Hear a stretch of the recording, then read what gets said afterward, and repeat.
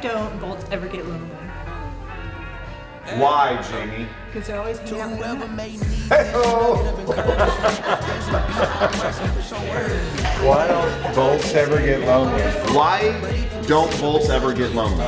Because they're hanging out with nuts. Because they're always hanging with nuts. Nice. You said it perfect. Yeah, it's good. It's good. It's well done. Bolts hanging with their nuts. Yeah. Little dad joke. When Bryce said it, it's a little more risque. Yeah, Jamie seemed very more innocent. It was very quiet and innocent. It was. Let me did. You gotcha. Well done, Jamie. So what are we? 105? This is 105. Yes, I looked it up. Did you confirm that? I did look. It was 105. Welcome everybody. Bolts and Hose episode 105. It's been a couple of weeks since we missed last week. Didn't we miss the week before as well? You posted the Vegas show. Okay. Then we got. You know, you didn't put the interview we did on the golf course.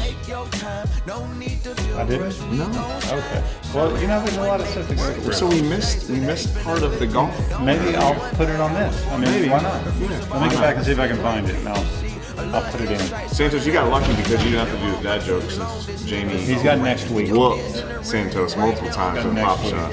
Yeah. Happy Friday. Yeah. Cheers. Cheers. I'm drinking today. You still got a little swig I got left a in little there. road trip, so. You know, you should drink. It's good for you. It's good for your focus. Not today. Not today. I had a couple of glasses of wine last night for dinner. Yeah, what kind of wine? Red? Not feeling it. Yeah, Camus? Cab is what we usually drink. No, we tried a different one last night. It was called Bootleg. It was pretty good. I've never tried it. The Italian spot? I don't know what it was. But at your Italian I spot? think it was a California one. No, went and bought it. Oh, really? And then brought it home. Yeah, cooked dinner at home last night. Cooked? No. Yes. Get out of here. Yeah, I can't remember what we had. We had salmon, I believe. Salmon. Yeah. What are activities? Salmon and veggies. That's good. Yeah. It's healthy. What are activities that you have to drink doing? So cooking is, I think, one of them. If you're cooking like a good meal, like if I'm grilling on a steak, I have to drink. I have to drink a whiskey. Agreed. Yeah, you have to. If Boating. If you're boating, you have to drink. Golfing, Golfing, yes. you have to drink. Doing a podcast. Almost anything outside where you're working or playing, yeah, you got to drink. Yeah. I'm trying to think of an outdoor activity where you don't drink. Funerals. You have to drink at funerals. I don't think. Maybe not during the service. Dude, I don't know. I like as a young Catholic boy, I remember going to funerals and just my uncles getting like they would walk in with coolers to the Like funeral. at the funeral? Yeah, dude. Like it was drunk. Never fest. heard of this. When my grandpa passed away, so my mom's maiden name is Gordon, and Which is your middle name? which is my own. That's correct. Bryce Gordon. We took shots of Gordon's vodka and put the empties in the casket with my grandfather.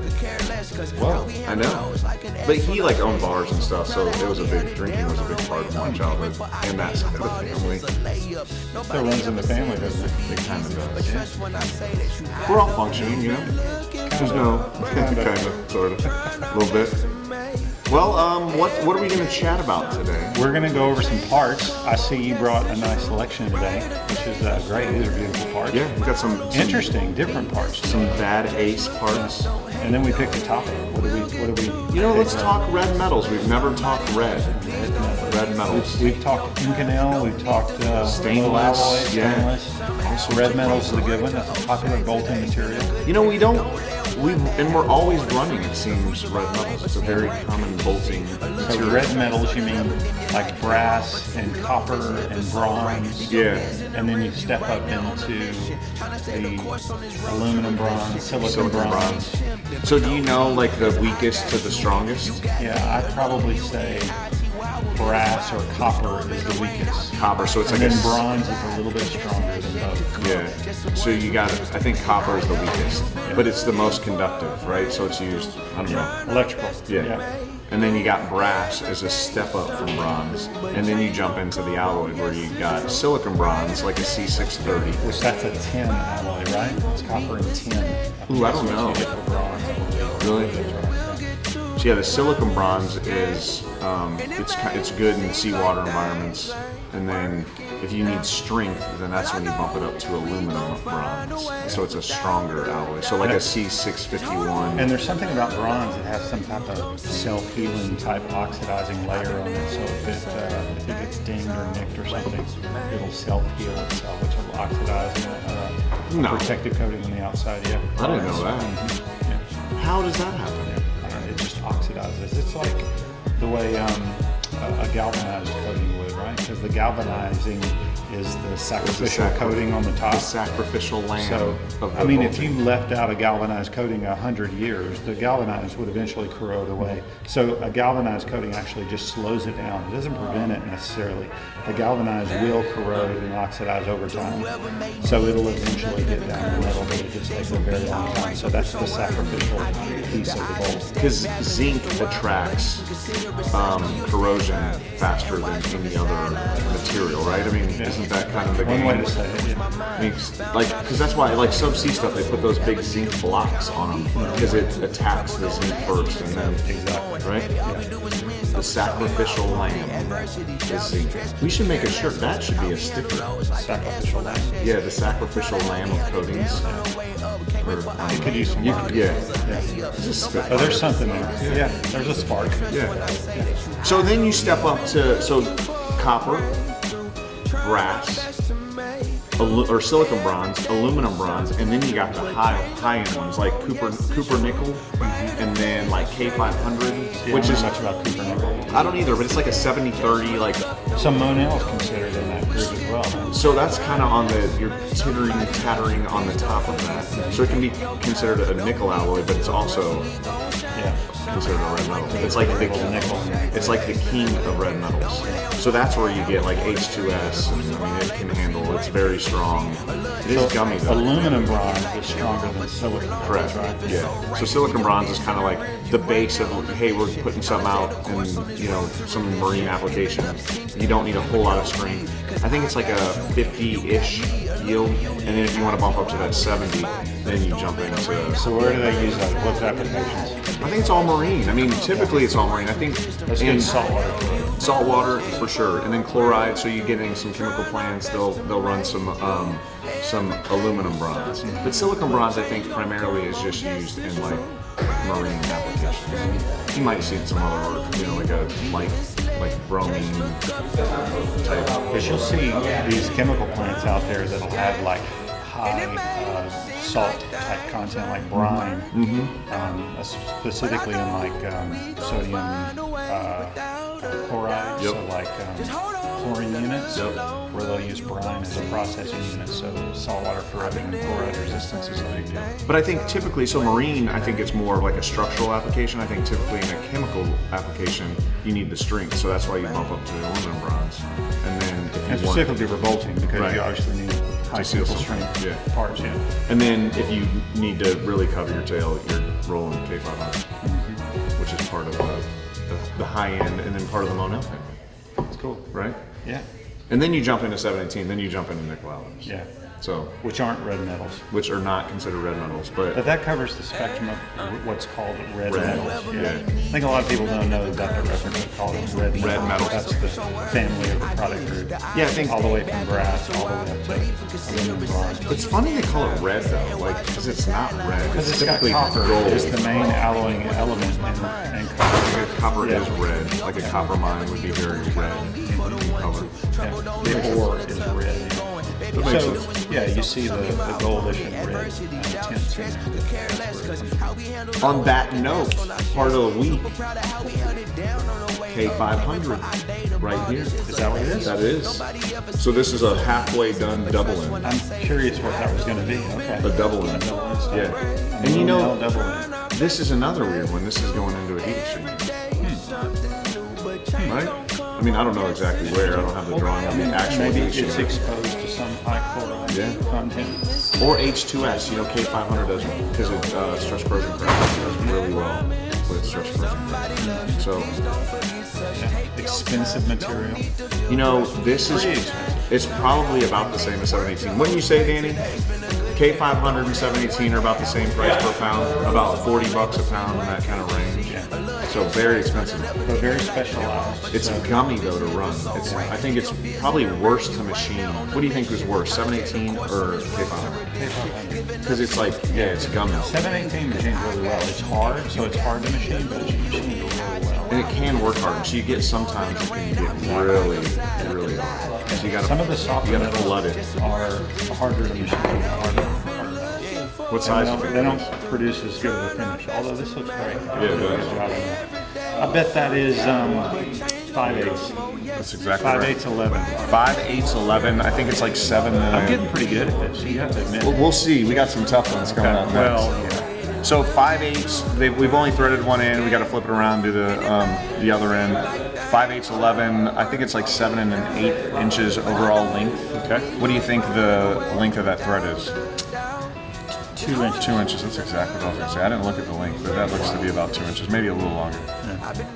There's a boatload of these. You can over count the Freddie's threads. machine. If it's 11 threads per inch, you could figure that out. Dude, I'm not counting. We don't need to do Yeah, I'm not counting. especially when you've been ringing. We're gonna bore everyone to death if we start counting threads. We're already boring them to death. Next, you want to go big or you want to go small? Go small. Small. We'll say that big. Save the big one for last. What do you call this thing? This is an interesting part.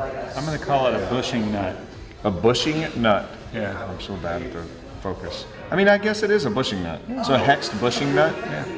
Material is 422 stainless steel. Oh, nice. Or no, this is 410. Sorry, this is 410. 410 stainless steel. We are processing some 422 out there, right? That's all this? Yeah. 410 stainless steel, machine from round bar, so they gotta hex it, you gotta turn it, thread it. It's an inch. What do you think that is? I'm not gonna tell you. Inch and an eighth. Inch and a half. Is it? Inch and a half, 12. Okay. Yeah, it does look like close thread. That's fine. Or fine thread, sorry. Fine thread. So that's a tough part to make. I mean, it's so small and flimsy. You know, when you compare it to the material you started out with, there's not much metal left. We machined most of that metal away. You're starting like to make that part, right? Yeah. So yeah, you're hogging out the middle, turning that down. School part, not much left, but that's what it takes to do. Yeah. And then the big boy. These parts are all over right now. 22. You're going to need me to lift that, aren't you? I mean, if you want, you're gonna pull a muscle. That bad boy right there. So that is another double-ended stud. But fine I guess- thread, though, it's so unusual for something that large to have fine thread. Do you know the fine thread? So you guess the size on that. It's probably 2 inches. Nope, bigger. 2 1/4? Nope, bigger. 2 1/2? Nope, bigger. What? Yeah, 2 3/4. 2 3/4. Yeah. What's fine thread on 2 3/4? Off the top of your head, Danny, go. 2 3/4 fine thread. What's the fine thread? What's the thread pitch? 12 is what I was going to say. 16. Yeah, how about that? I guess I should have known then, 'cause that's 12. That does look a lot finer. All this 422 we're running is 2 3/4 12. So let me see if I can. Is it super fine? So 12 is standard. Exactly. 16 So we is- were right, Danny. So you guys were right, and guess what? You were wrong. I was wrong. So 12-point nut, machine from round bar. Look at that beautiful thread in there. Yeah. I mean, that was So it's machine 12 points. Look how beautiful that is, man. So another Martin Sedgwick stainless steel 422, Awesome. a little higher end compared to the 410, typically used in temperature. You see 422 a lot in turbines. It's a very common turbine grade because of the creep strength. So double end stud, and you see the internal hex drive on the end of that side of that. So the weird part about this, like Allen inside that, it's deeper than normal. It's a deep, I think it's a 1 inch deep hex drive. Okay. So it's a little bit more difficult to drill that thing. So we milled it, yeah. Yeah. Yeah, it's actually currently at the mill. That's the last thing they're doing is milling that. And that fine thread drive. takes a little while to get it down there, doesn't it? Doesn't it? It's a lot of contact, bro. Yeah. So 12-point nut, double end stud, and it threads so good. Fine thread threads so much better, I think, because it's like a tighter fit. Yeah. And when it's done right, it's just And it's a stronger bolt when it's fine thread. Why is that, Bryce? more contact, more surface contact. Right? You have root area because your strength is based on the root area of the stud. So when you have fine thread, the minor diameter is not as small. So if it's based on the minor diameter, you have a higher area of the bolt. So you can have the same nominal diameter, but it can be a stronger just based on the additional area that you got. So. Sexy parts. How many of those are we doing? Oh, everyone left. I guess it is lunchtime. Okay. We're rolling solo Shows now. how everybody was So engaged in the podcast. exactly. Yeah. Like, we're out. So as you can see, I'm wearing the Cubbies here today. Yeah, they won We're their moving on. first playoff series. The first playoffs. Oh, I thought you were going. They've won the first playoff series since 2017. Oh, okay. I didn't know the history. Yeah, that's amazing. Since 2017. It's been a while. Yeah. It's been a dry run. So you win the World Series in 16, and then it's just been trash ever since. Has Tucker been playing? Yeah, he got a hit yesterday. See, that's the reason why I think. So he was I think he hurt. brings some energy to the team. Yeah. Yes, he's a good player. He had a rough second half. And he had a couple hits yesterday, a couple little singles. He's solid. He hurt his calf, so now he's back. He's just DHing.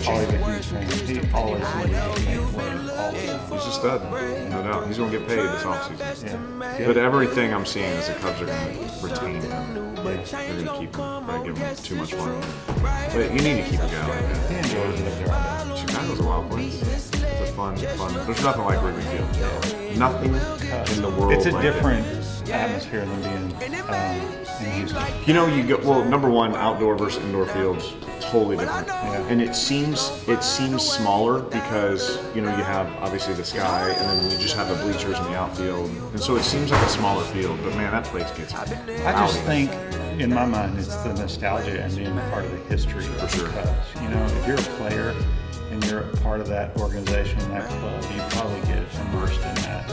But so that's part of the problem, though, that the Cubs have always had is they have a fan base that doesn't really care. They're filling the park all the time, so they don't have to win because they're making money. But I think times have changed a little bit, and we got to win some baseball games. So now they got the Brewers. The Brew Crew tomorrow on Saturday. Nice. Yeah, so you We'll got be pulling for them. Brewers, Cubs, Dodgers, Phillies, Blue Jays, Yankees, and then Tigers, Mariners. So it's a fun playoff, man. Yeah. Name the two teams that have never won a World Series out of all the teams that are left. Oh. Mariners. Mariners, yeah. Yep, Mariners are one. I don't know. I couldn't tell you. Brewers are the other one. Oh, really? Yeah, Brewers have never won. Brewers and Mariners. So there's a chance. You got a first timer. But they're looking good this year too, though, right? Who's that? Brewers. Yeah, they were the best team in the National League for sure. Yeah. I mean, them and the Phillies were probably the best two. Yeah. But Craig Counsell, the coach of the Cubs, used to be the coach of the Brewers, so there's that rivalry. Same division, so it'll be fun. Be a good time. Okay, we'll wrap this up. Wrapping it up. We talk red metal. Go show some cool parts. Cheers, buddy. Safe travels. Cheers, brother. All right. Thank you. Thanks for watching. Have a good weekend. Check us out next week. See you guys.